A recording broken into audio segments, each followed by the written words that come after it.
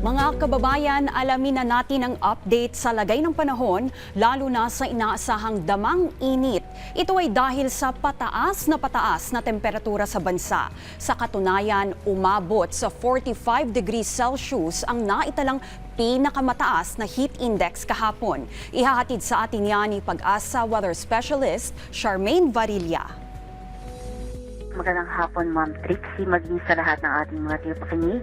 Naritong ulat sa lagay ng panahon. Sa kasalukuyan, yung reach pa rin ng high pressure area siya nakaka-apekto dito sa buong northern Luzon at magdudulot nga yan ng mangilan-ngilan na kaulapan.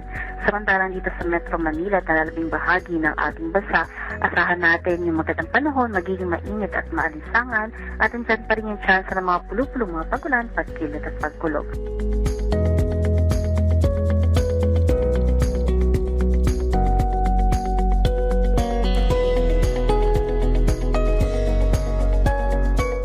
Wala pa rin naman tayo nakikita ng direktang epekto ng bagyo sa labas ng ating Philippine Area of Responsibility na may international name na Typhoon Sinlaku at patuloy nga yung hihina na at wala na magiging epekto sa ating bansa. Samantala, sa magiging heat index naman natin ngayong araw, asahan nga na abot ang pinakamataas dito sa may bahagi ng Cotabato City, Maguindanao, kung saan naabot ng 45 degrees Celsius.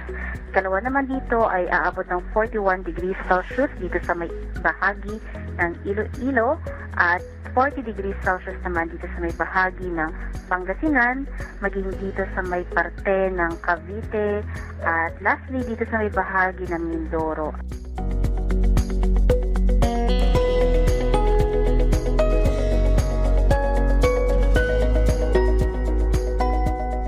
Kahapon ay italang pinakamataas na heat index dito muli sa may bahagi ng Cotabato City, Maguindanao, kung saan pumalo ulit yan ng 45 degrees Celsius. At kinabukasan, asahan natin na magpapatuloy nga yung pinakamataas na heat index bukas mananatili sa may Maguindanao. Para naman sa magiging lagay ng ating dam,